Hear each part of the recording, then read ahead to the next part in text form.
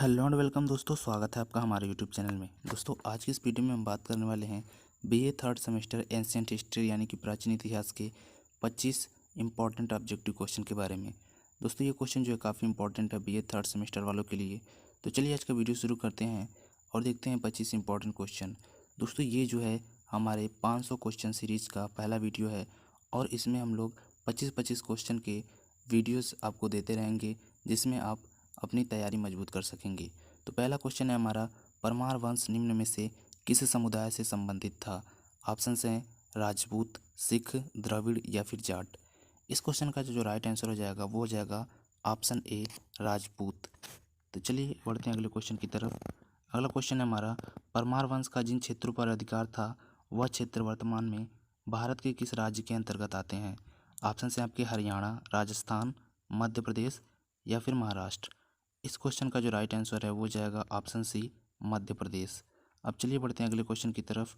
अगला क्वेश्चन है आपका, समरागढ़ सूत्रधार जो कि वास्तुकला से संबंधित एक ग्रंथ है की रचना का श्रेय निम्न में से किस परमार शासक को जाता है? ऑप्शन से आपके सिंधुराज, राजा भोज, विक्रमादित्य या फिर जयदेव।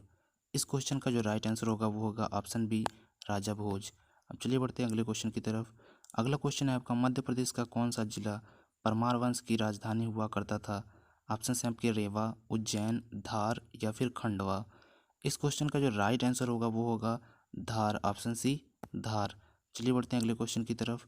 अगला क्वेश्चन है आपका, धार जिला वर्तमान में मध्य प्रदेश के किस डिवीजन के अंतर्गत आता है?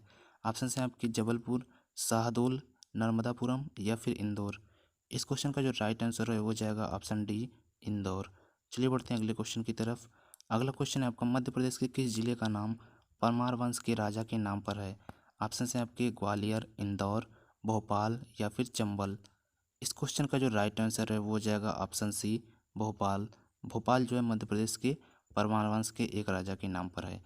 अगला क्वेश्चन है हमारा, परमार वंश के किस राजा का युद्ध अलाउद्दीन खिलजी से हुआ जिसमें हारने के बाद परमार वंश पतन की ओर अग्रसर हो गया?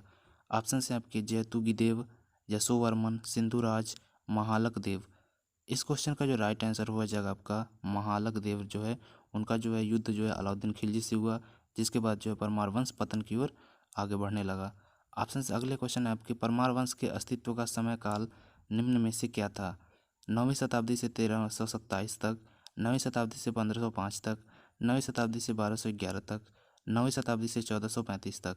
तो इस क्वेश्चन का जो राइट आंसर है वो जो हो जाएगा ऑप्शन ए 9वीं शताब्दी से 1327 तक, यानी कि परमार वंश का अस्तित्व जो है इन्हीं समयकाल के बीच था। अगर आगे बढ़ते हैं, देखते हैं अगला क्वेश्चन। अगला क्वेश्चन है हमारा, परमार वंश के जगत प्रसिद्ध शासक राजा भोज जिनके नाम पर एक कहावत कहाँ राजा भोज कहाँ गंगू तेली भी प्रसिद्ध है का शासनकाल निम्न में से क्या था? ऑप्शन हैं आपके 900 से 977 ईस्वी तक, 1000 से 1055 ईस्वी तक, 1100 से 1132 ईस्वी तक, 1200 से 1222 ईस्वी तक। इस क्वेश्चन का जो राइट आंसर हो जाएगा वो हो जाएगा ऑप्शन बी 1000 से 1055 ईस्वी तक जो है राजा भोज का जो है शासनकाल था। चलिए बढ़ते हैं अगला क्वेश्चन की तरफ। अगला क्वेश्चन है आपका, परमार वंश का अंतिम शासक निम्न में से कौन था?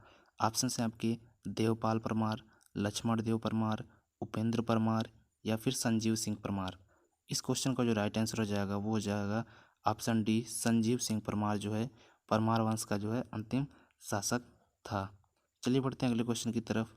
अगला क्वेश्चन है हमारा, परमार वंश का अंत निम्न में से किस वर्ष हुआ था? ऑप्शन हैं आपके 1219 में, 1327 में, 1421 में या फिर 1459 में। इस क्वेश्चन का जो राइट आंसर है वो हो जाएगा ऑप्शन बी 1327 में।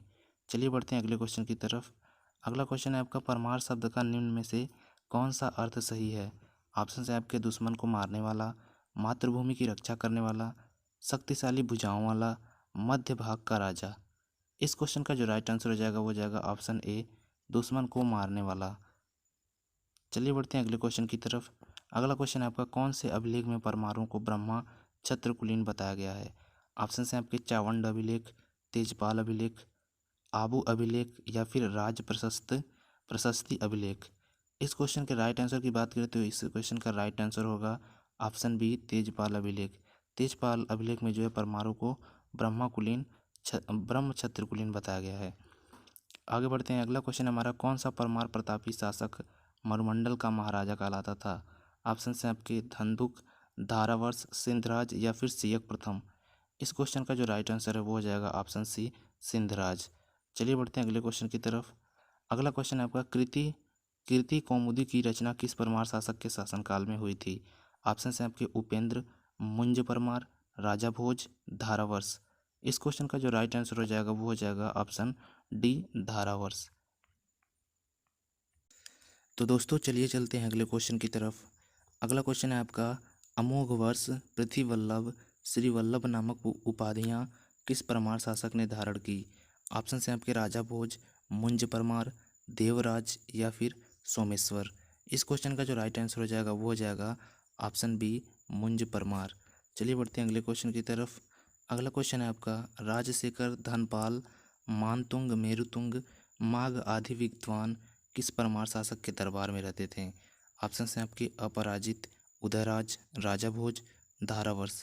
इस क्वेश्चन का जो राइट आंसर हो जाएगा वो हो जाएगा ऑप्शन सी, राजा भोज। यानी कि ये सारे जो विद्वान थे वो जो है राजा भोज के शासक में थे, राजा भोज के दरबार में थे। चलिए बढ़ते हैं अगले क्वेश्चन की तरफ। अगला क्वेश्चन है आपका भरतपुर के किस जाट महाराजा ने अकबर के मकबरों को लूटा और मकबरे से अकबर की हड्डियों को निकाल के हिंदू विधि विधान से उसका दाह संस्कार किया। ऑप्शन हैं आपके गोकुल जाट, राजाराम जाट, चूड़ामल जाट, महाराजा सूरजमल। इस क्वेश्चन का जो राइट आंसर है वो हो जाएगा ऑप्शन बी, राजाराम जाट। चलिए बढ़ते हैं अगले क्वेश्चन की तरफ। अगला क्वेश्चन है आपका जयपुर नरेश सवाई जयसिंह ने भरतपुर के किस राजा को ब्रजराज की उपाधि प्रदान की थी। ऑप्शन हैं आपके बदन सिंह, महाराजा सूरजमल, जवाहर सिंह, रणजीत सिंह। इस क्वेश्चन का जो राइट आंसर है वो हो जाएगा ऑप्शन ए, बदन सिंह। चलिए बढ़ते हैं अगले क्वेश्चन की तरफ। अगला क्वेश्चन है आपका भरतपुर में स्थित डिग के जल महलों का निर्माण किस महाराजा ने करवाया। ऑप्शन हैं आपके जवाहर सिंह, रणजीत सिंह, महाराजा सूरजकमल या फिर बदन सिंह। इस क्वेश्चन का जो राइट आंसर है वो हो जाएगा ऑप्शन सी, महाराजा सूरजमल। चलिए बढ़ते हैं अगले क्वेश्चन की तरफ। अगला क्वेश्चन है आपका जैसलमेर के किस शासक ने परम भट्टारक महाराजा धीराज परमेश्वर की उपाधि धारण की। ऑप्शन हैं आपके मूलराज, दूधा, विजयराज या फिर हरराज। इस क्वेश्चन का जो राइट आंसर है वो हो जाएगा ऑप्शन सी, विजयराज। विजयराज ने जो है इतने सारी जो उपाधियाँ हैं वो धारण की थी। चलिए बढ़ते हैं अगले क्वेश्चन की तरफ। अगला क्वेश्चन है आपका जैसलमेर के किस शासक ने ईस्ट इंडिया कंपनी से संधि कर राज्य की सुरक्षा का जिम्मा अंग्रेजों को दे दिया था। ऑप्शन हैं आपके देवराज भाटी, विजय सिंह, मूलराज, लूड़ करल। इस क्वेश्चन का जो राइट आंसर होगा वो हो जाएगा ऑप्शन सी, मूलराज। चलिए बढ़ते हैं अगले क्वेश्चन की तरफ। अगला क्वेश्चन है आपका निम्नलिखित में से राजपूताना के किस क्षेत्र पर वरिक वंश ने शासन किया। ऑप्शन हैं आपके अलवर, बदनौर, ओसियां या फिर बयाना। इस क्वेश्चन का जो राइट आंसर है वो हो जाएगा ऑप्शन डी, बयाना।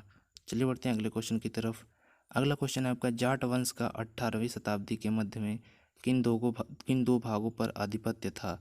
ऑप्शन हैं आपके भरतपुर धौलपुर, धौलपुर करौली, अलवर भरतपुर या फिर भरतपुर करौली। इस क्वेश्चन का जो राइट आंसर है वो हो जाएगा ऑप्शन ए, भरतपुर धौलपुर।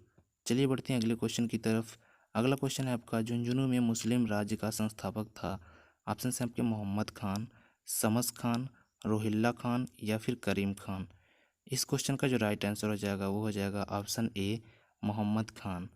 तो ये थे आज के 25 क्वेश्चन जो कि काफ़ी इंपॉर्टेंट क्वेश्चन है आप सभी के लिए, जिसको आप अच्छे तरीके से देखें और याद कर लें। उम्मीद करता हूँ ये वीडियो आपको अच्छी तरीके से समझ में आया होगा और आपके काम आएगा। तो मिलते हैं नेक्स्ट वीडियो में ऐसे ही नए 25 क्वेश्चन के साथ। तो बने रहिए हमारे यूट्यूब चैनल के साथ। आपको हमारा वीडियो देखने के लिए धन्यवाद।